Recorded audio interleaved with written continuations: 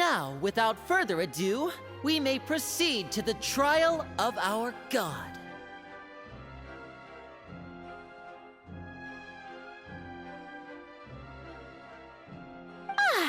So this is what it is. Yes, you deserve praise for the effort you took to raise the dramatic stakes. Do not forget, however, that I am Focalor, the god of justice, the embodiment of justice itself. Does it not strike you as even the least bit absurd to bring the very concept of justice to trial?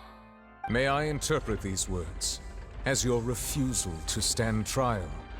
In that case, you will have the opportunity to defend your honor through a duel. You would draw your blade against a god?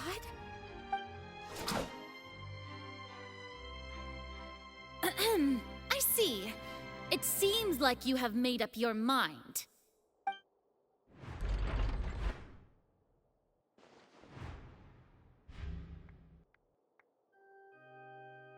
Paimon can't believe it. She just surrendered. What the heck is going on? Did I just see an Archon surrender to a human? Wow, how utterly humiliating. Lady FURINA, what is the meaning of this? Shh! It would seem that there has been a misunderstanding. To be clear, the raising of both hands is not always an indication of surrender. Looking for excuses again, huh? I raised my hands just now to indicate my acceptance of the trial. No duel shall be necessary. I will admit that I've been running away for a long time. I'm sorry, everyone. I was unable to protect the people of Poisson. It is my duty to stand trial for my crimes. You are not the only ones to be disappointed in me. I, too, am exceedingly disappointed in myself. But now, it is time for the Hydro Archon to show you her courage and resolve.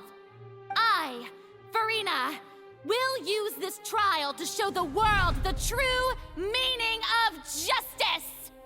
This time, I will protect you. Applaud and rejoice! One of the most outrageous and fantastical arcs known to the opera epiclese is now unfolding before your eyes. Mark my words, this shall be one of the most exhilarating and brilliant shows ever to grace the stage of Fontaine!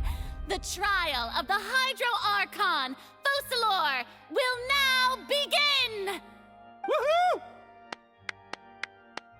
Oh, now we're making history! Why does it feel like FURINA just took over the whole thing? Like, come on! Didn't she just get forced to stand trial for her crimes? Also, even though she's still acting super dramatic, she is taking this seriously this time, right? All right, then. Who will be my opponent in this trial? The court asks the prosecutor to please take the stand.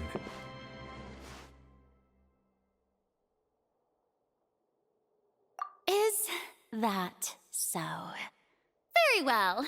Then please speak, witness of Tivat, my accuser and fated opponent.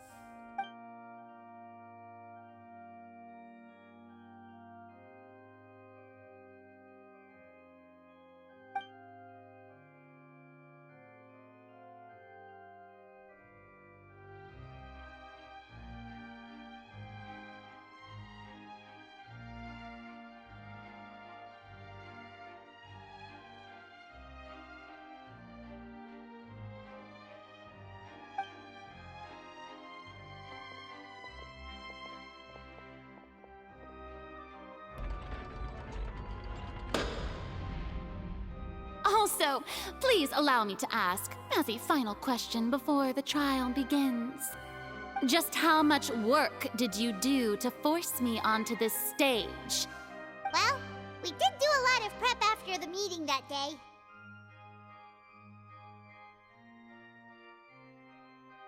I can go over the tasks assigned to the Spina di Rosula, since they were rather straightforward and easy. Navia, the president of the Spina di Rosula. Most of the people who participated in the disturbance this morning were my subordinates. They changed into plain clothes and came to the Opera House as regular audience members, waiting for the perfect opportunity to incite insurrection against you. The people's resentment against their Archon has been building as more and more of the prophecy is fulfilled. A spark was all we needed to turn smoldering anger into a flame. Moreover, according to our understanding and analysis of you, when something like that occurred, you would likely flee the scene and head to Poisson by yourself. So, we arranged for a second group to lie in wait there. So, you mean the ones who scoured the settlement for me were also from the Spina? And their goal was to force you to step into the giant magic box so you may personally participate in the greatest magic performance in all of Fontanian history. That's right. That house was a magic box, rather than someone's residence.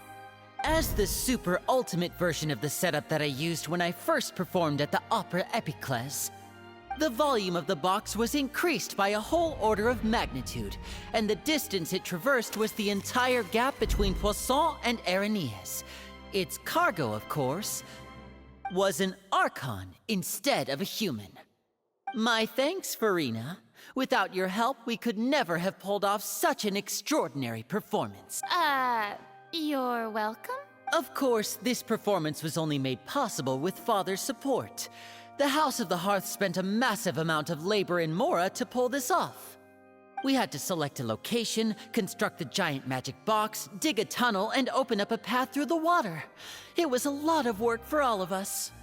So, in other words, the earthquake that we felt within the giant magic box was just a normal tremor from the transportation of the whole house? That's right. It wasn't a sign of another disaster to come.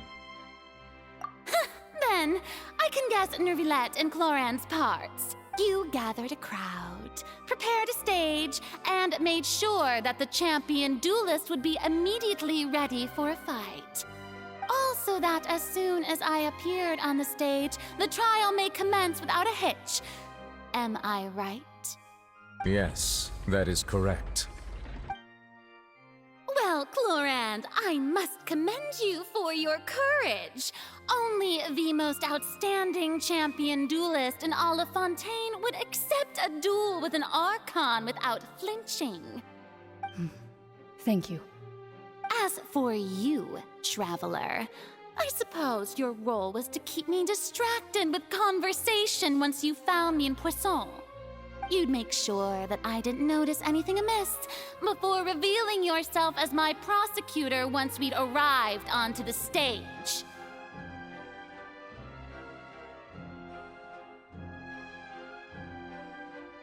Oh?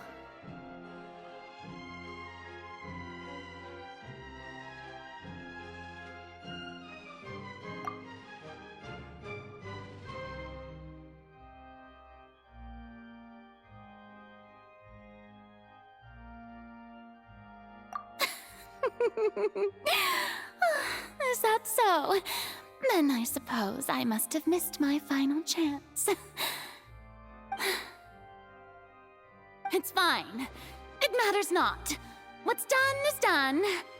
The stage is already set, so there's no reason to disappoint the audience. Let's see this trial through to the very end.